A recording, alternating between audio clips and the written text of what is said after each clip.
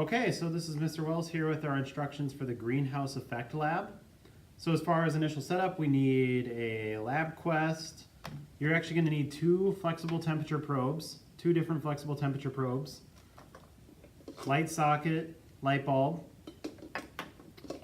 heat shield.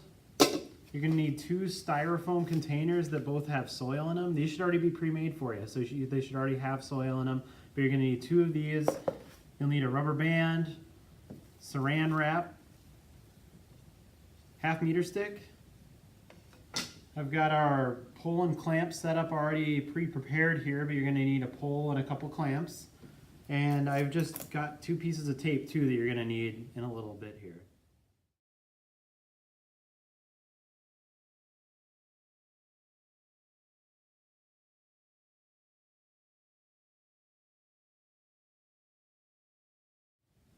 So the first thing that you want to do is I'm going to hook up my socket to the heat shield. I'll just screw on there nice and tight, and then I'll hook up my light bulb into the socket. And I'll hook this whole guy up to the clamp here.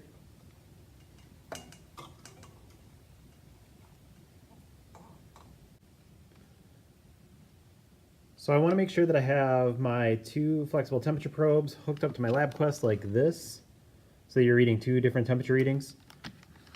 So we got two different flexible temperature probes, and what we're going to do is we're actually going to tape them into the styrofoam containers. So here's how we're going to do this.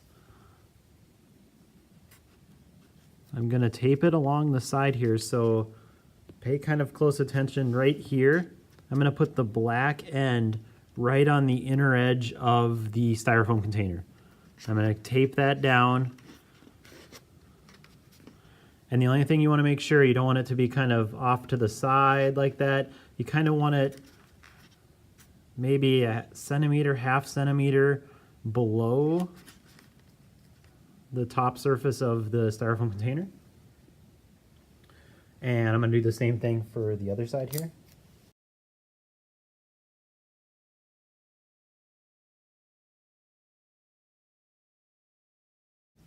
So again, make sure they're arced just a little bit down, right about in the center of your styrofoam container, taped along the side with the black end of the temperature probe, kind of right on the edge of the inner ring of the styrofoam container. And then for one of these, it doesn't matter which one, you're going to take your styrofoam container, you're going to cover it in saran wrap, kind of like that. And if you need help getting this clamp down, you can call a neighbor over, you can call Mr. Wells over, or if you're working at the group, this should be pretty easy, but you're going to actually want to clamp down your styrofoam container with the rubber band. All right, so let's set up the LabQuest real quick. So I've got my two temperature probes plugged in. I'm going to go to our options here, and I'm going to change the rate to 0.5 samples per second, 0.5 samples per second. Interval can be at 2 seconds. And actually for this one, the duration, it's going to be kind of a long experiment. We're going to do 1,800 seconds. If you do a little bit of mental math, that's right about 30 minutes. Hit OK. Okay, so I've got everything set up now. The only thing that I have to do is I have to adjust the heat shield so that it's a little bit further down. So what I want you guys to set this at is, let's say right about 35 centimeters. So I'm going to move this a little bit down. 35 centimeters from the base of the heat shield down to the table. Okay, so when I'm happy with where I have it leveled with the base of this shield at about 35 centimeters from the table. I'm going to move these two styrofoam containers in. And so what this is representing, the purpose of this lab is that we're modeling the greenhouse effect. And so the covered container is representing, maybe like a planet, right, with an atmosphere. The saran wrap layer on the top acting as the atmosphere in this experiment. And then we're going to compare that to a control planet maybe that doesn't have an atmosphere, maybe a planet like Mercury.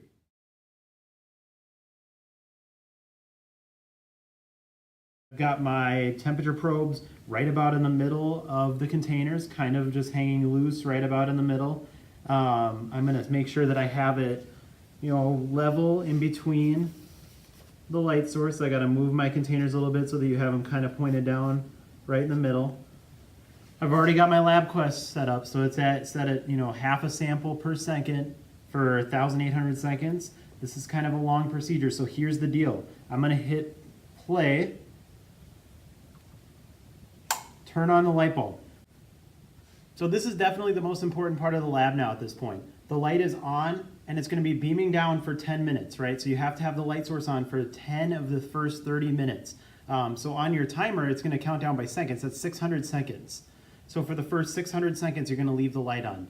You need to set a timer on one of your group members' iPads so that you know when to stop after 10 minutes or 600 seconds. But make sure you're also paying attention to the LabQuest here, because if you leave it on for more than 10 minutes, if it gets to be a little bit further than 10 minutes, it means you're going to have to run the experiment again. So make sure that you have that timer set so that you don't have to run it again.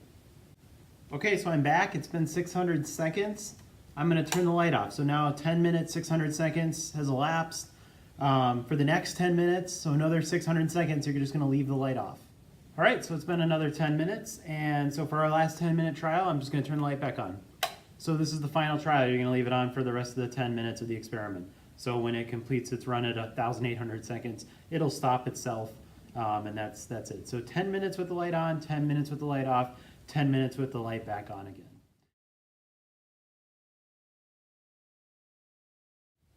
Oof, we're finally all done. I'm going to turn the light bulb off. And that should do it. So make sure you take down all of your equipment, put it back where it belongs, and then we can start to finish up the lab worksheet and hook up our data that we just finished to graphical analysis. So I'll show you how to do that in just a second. So take a look at your final data. This is how mine turned out. Doesn't have to look exactly like this, but it should look pretty similar. So my channel 2 in this case, and you might have had channel 1 and channel 2 mixed up. My channel 2 was my covered, and my channel 1, this blue line, was my uncovered. And it seems pretty clear that in my covered trial, this red line here, it got hotter, it stayed hotter, and it got hotter again. And so part of the post lab is trying to understand why that happened, right? Why the covered one was getting hotter and also staying hotter. And we're going to hook this up to graphical analysis.